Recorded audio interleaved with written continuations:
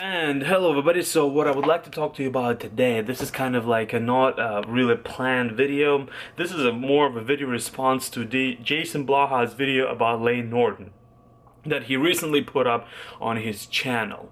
So I would like to address certain points that I think is necessary to understand and it is necessary to realize before before Jason should have realized. I know it was kind of like a hate video on Layne Norton, but let's talk about it a little bit later. So what is not cool about that video, what is not really honorable about that video, is when Jason said that he wishes that Layne Norton is gonna to see Layne Norton in a wheelchair, and he wants him to be crippled, and he just enjoys to see him suffering. I don't think that's honorable to say that, even if you don't like somebody and they're already suffering. I don't think that's right, in my opinion, to say that you wish you would see them suffer even more because you disagree with Layne Norton certain topics and you had some kind of a disagreements beforehand. Jason, I really think that's not a man-like to wish another man who's already broken down, not only physically but mentally, to wish him not well. I don't think that's appropriate, because let's be honest, after the injury that Layne had, and after he had to withdraw from the IPF Worlds, it not only messed with him physically but also, of course, mentally. You know, imagine squatting 660, your best squat. Imagine repping out 500 pounds. Imagine repping out 605 pounds, and going and getting injured and just being able to just barely squat 135, 225. I think that's what Layne is working. The weights that he's working right now. I mean, that's what he's showing on his Instagram. So Jason made some points which some of them I agree, and I want to explain the points that he had in a better way. So he is criticizing Layne Norton's training methods. He's calling him an idiot, he's calling him ignorant, he's saying that he doesn't want to listen. But let's think about that. Let's distinguish a couple things. What Layne Norton did, he is a very passionate and very competitive person. So he is willing to put his body through certain things that other people should not do and not willing to do. He's willing to do those things. He's willing to go high frequency, very high volume. He knows the risks. I'm sure he does. He knows what he was doing, and I'm sure that he knows that too. So for us to sit here and for Jason to sit there and criticize and say that those methods are bogus and they're very dangerous for you is wrong. Because would I train the same way as Layne Norton? No. Would I recommend any of you to train the same way as Layne Norton? No, because that type of training requires a lot of frequency and a lot of volume. What that means is that not every person in the world can withstand those kind of loads, and can withstand that kind of volume, because the recovery needs to be on point. If you train like that, your recovery is supposed to be really efficient, really fast, and you have to do whatever it takes, whatever you need to do in order to recover from those workouts. Say your regimen is supposed to be very disciplined. You can't just say, oh, I'm gonna sleep for 6 hours and train the same way, or I'm gonna go out on the weekend and train the same way, because you can't. Because you have to recover. That type of training requires a lot of recovery. That's one point I'm gonna make. So it's stupid to criticize somebody for the training methods, and whoever decides to copy people that they see that are high performance athlete and try to copy their training style is also not smart. Because whatever works for Layne Norton, whatever he's doing, that only works for Layne Norton, because he has a certain type of personality, he has a certain type of body. He knows his body well enough because he's been doing it for a long time. So we can't sit here and criticize him for his training methods, because there's only one Layne Norton in the world. The same way we can talk about Jason Blaha. The last time I checked, the way he was training, he was just taking the top set, like a set of 6, a set of 3, and then he would finish.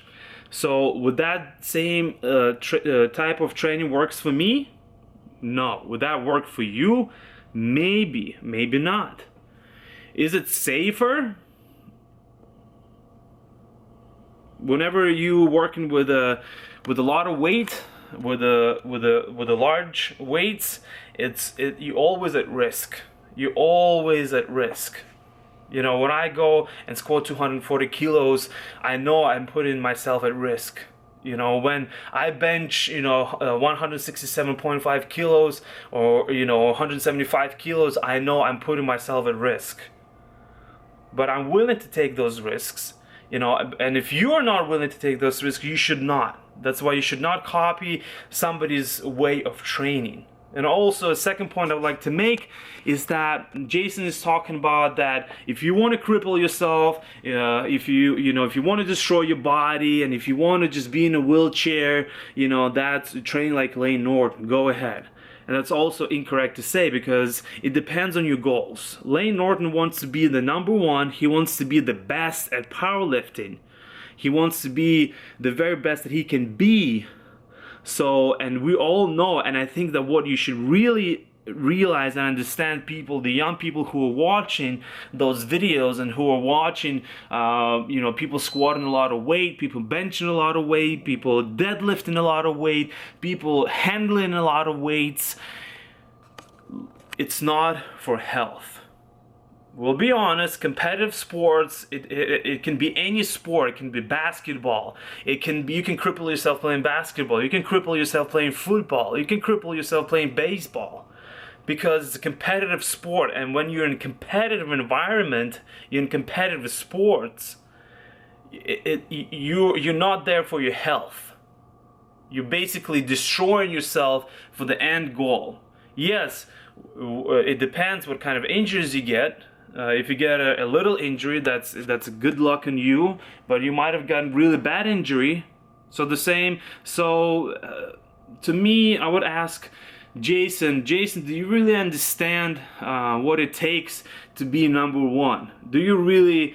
I would just like, because for what my understanding, and not to say anything bad about you or about Jason Blaha, is that, have you ever prepared yourself physically or mentally to be the #1 in a drug-tested competitive environment?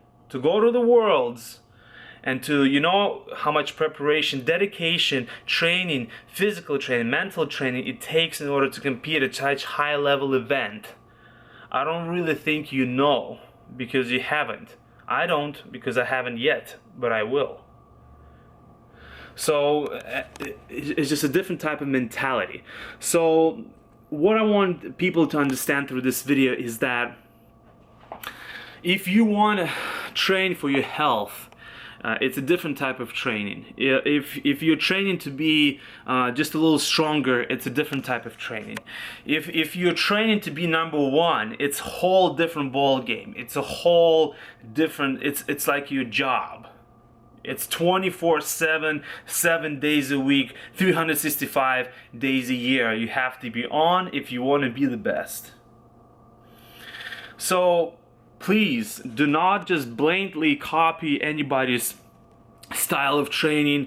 Listen to your body, do what's right for you. Don't and it's so silly to make videos like that criticizing somebody's training style and say that your form, okay, you can talk about somebody's form all you want, but criticize somebody's style of training, the way they train, the way they get stronger, is not smart, because you're not that person. You don't really know their everyday life, how they can recover, what they're doing, so you can't criticize the way somebody's training. That's really not smart.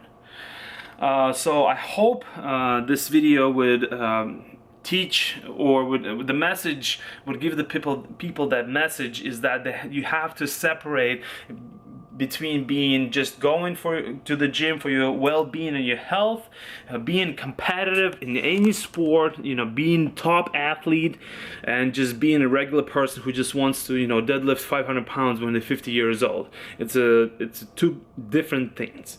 So I'm sorry that the video is too long. I just wanted to get my point across. I think it's important to understand those things, and just instead of just blankly, you know, criticize somebody for what they have done. I have a huge respect for Layne Norton. Jason, you know, has his own opinions, and he's very entitled to them. And he is, whatever he said in the video, there's some truth in what he's saying. I just wish he would say it in a better way so people can understand, and he would, you know, specify certain things. So thank you for watching. Please like and share this video. Subscribe if you want to see me be me and train and whatever things that I do. So thank you once again very much for watching, clicking on this video, and I hope to see you soon.